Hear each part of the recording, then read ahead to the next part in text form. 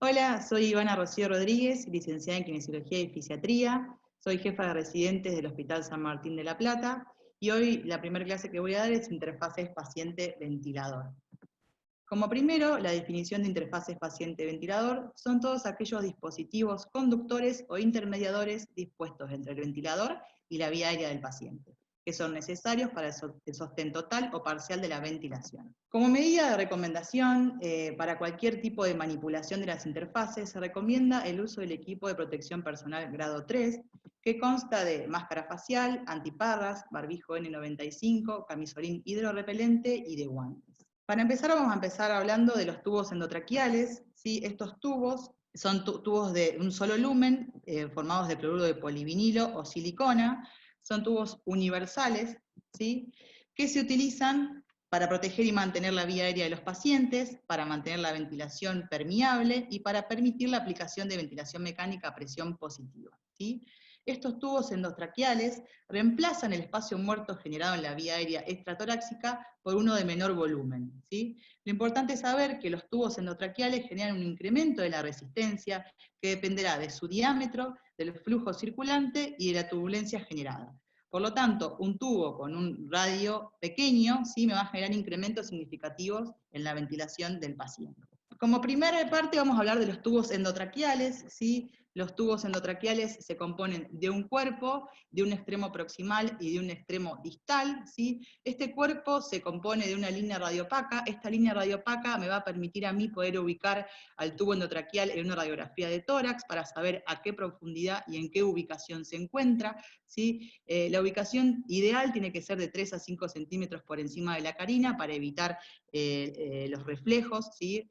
Y por otro lado se encuentra una numeración, que esta numeración me va a permitir a mí ubicarlo a nivel de la arcada dentaria, según si el paciente es hombre o mujer. Por otro lado tenemos un extremo proximal, donde se encuentra un conector universal de 15 milímetros. Este conector universal me va a permitir a mí poder conectarlo a una bolsa de reanimación bambú o directamente al ventilador. Y por otro lado tenemos un extremo proximal, donde vamos a ver un balón de neumotaponamiento, ¿sí? Este balón de neumotaponamiento me va a permitir a mí que la ventilación a presión positiva solo se dirija hacia la vía aérea inferior y no se disipe hacia la vía aérea superior, y a su vez otra función es evitar las microaspiraciones del contenido faríngeo hacia la vía aérea inferior, evitando así las neumonías asociadas a la ventilación mecánica. Es muy importante constatar la presión de este balón, lo podemos hacer por medio de esta línea de insuflación conectado a un balón testigo con una válvula unidireccional, el cual nos permite constatar a qué presión se cuenta el balón intratorácico. Lo ideal es que estas presiones no superen ni los 20 ni los 30 milímetros de mercurio o 27 a 40 centímetros de agua, que es la perfusión de los capilares traqueales. ¿Sí? Si esta presión se supera, se puede generar isquemia y se puede dañar la vía aérea del paciente. Por lo tanto, se debe constatar esta presión por diferentes maneras, puede ser por medio de un manovacúmetro, por medio del método de las jeringas, y esta presión no debe superar ni los 20 ni los 24 centímetros de agua, ¿sí? Por otro lado, vamos a hablar de los circuitos ventilatorios. Estos circuitos ventilatorios son un conjunto de tubuladuras, conectores y dispositivos que transportan un flujo de gas sin mayor problema ni alteración de las variables ventilatorias. Este circuito se compone de filtros, de tubuladuras, con una rama inspiratoria y expiratoria que convergen en una I. Luego de esta I se comunican con humidificadores pasivos, con circuitos de aspiración cerradas y los tubos endotraqueales. Lo importante de esto es saber que desde la I del ventilador hacia el paciente vamos a formar parte del volumen compresible, ¿sí? Este volumen compresible significa que parte del volumen que yo le voy a entregar al paciente se va a disipar y se va a perder en esta interfaz, ¿sí?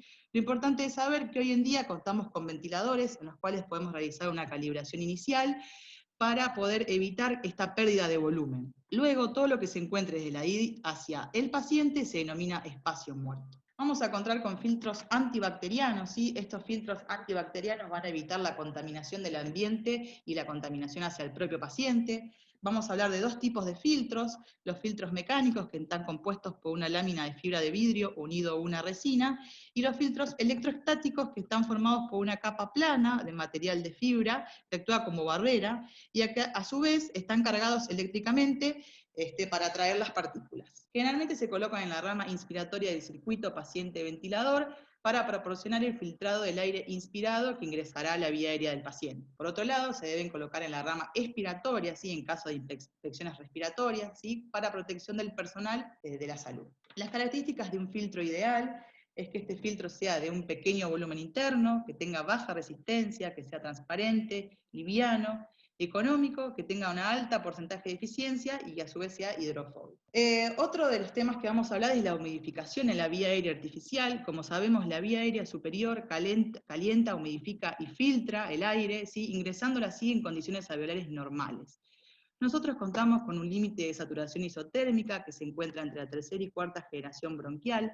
Al llegar a este límite, el aire se acondiciona e ingresa a la vía aérea inferior. Nosotros, al contar con una vía aérea artificial, ya sea un tubo orotraqueal o una cánula de traqueotomía, generamos un bypass a la vía aérea superior. Esto hace que el aire que ingresa a la vía aérea inferior sea frío y seco, pudiendo dañar a la vía aérea. Por esto es tan importante que podamos nosotros humidificarlo. Hay dos maneras, vamos a contar con humidificación activa y humidificación pasiva. La humidificación activa o cascada consta de un reservorio de material plástico que se coloca agua destilada, y siempre está ubicado en la línea inspiratoria del circuito ventilatorio. Está calentado por un sistema eléctrico y controlado por un rheostato que controla la temperatura. La mezcla inspirada burbujea a través de esta masa líquida e ingresa calentada y humidificada en condiciones alveolares. Como podemos ver en la imagen, la rama inspiratoria se subdivide en dos porciones. La primera ingresa, se calienta, el rheostato aumenta la temperatura y egresa en condiciones alveolares hacia la vía aérea. Las ventajas de los humidificadores activos es que no tiene contraindicaciones, que al encontrarse en la rama inspiratoria no le agrega espacio muerto al paciente, posee un sistema de alarmas y es más eficaz porque se puede predecir a qué temperatura se está enviando el gas. Las desventajas es que tiene posibilidad de electrolocución, que expone a la acción de la vía aérea por aumento de la temperatura si hay un mal manejo de este. La presencia de agua en el circuito por condensaciones puede limitar el flujo, puede generar aumento de la resistencia y a su vez producir asincronías paciente-ventilador. Se puede colonizar el circuito si no se lo higieniza correctamente y a su vez requiere un monitoreo constante de él. Por otro lado, contamos con una humidificación pasiva o HME, las llamadas narices artificiales, que la función que cumplen es retener el calor y la humedad de la expiración e enviarlo a la próxima inspiración. Las contraindicaciones van a ser broncorrea, sangrado de la vía aérea, pacientes hipotérmicos, ¿sí?, en los cuales no van a cumplir con un rendimiento óptimo. Las ventajas es que son de uso simple, no conlleva riesgos para el equipo, son livianos, económicos y están disponibles. Las desventajas es que están contraindicados en algunas patologías, como por ejemplo en el síndrome de estrés respiratorio, en el cual nosotros no deberíamos abrir el circuito para no generar desreclutamiento de la vía aérea del paciente. Al estar por delante de la I, puede aumentar el espacio muerto instrumental, puede aumentar la resistencia, ¿sí?, tiene menor rendimiento comparado con el activo, y a su vez debe retirarse para generar aerosol terapia. Contamos con estos dos dispositivos, como el HMF, al cual además de ser un humidificador se le agrega un filtro, y el HHME, que se le agrega un dispositivo higroscópico como sales de litio o cloruro de calcio, los cuales mantienen el calor y la humedad.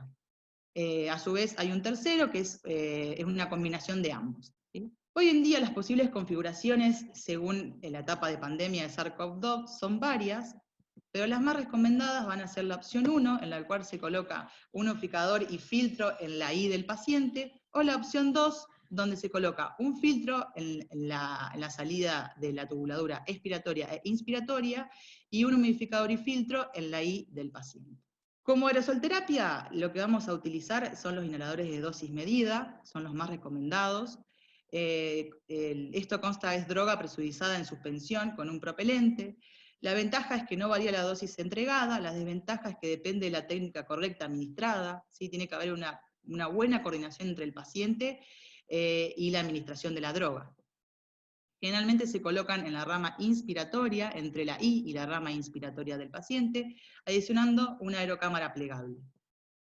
Se debe acondicionarlo al paciente para poder administrar una droga. Lo recomendado es aspirar las secreciones de la vía aérea, agitar e inhalar de dosis medida y mantener una temperatura ambiente, colocarlo en la aerocámara, retirar todo lo que a mí me genere resistencia e impactación de aerosoles, como la humidificación pasiva, programar el ventilador de manera adecuada y coordinar el disparo con la entrega del aerosol y la ventilación del paciente. Hoy en día, para no generar el retiro de los humidificadores pasivos y así no abrir la vía aérea y aerosolizar el ambiente, se recomienda el uso de las hidrocámaras plegables por delante de la humidificación y filtro del paciente.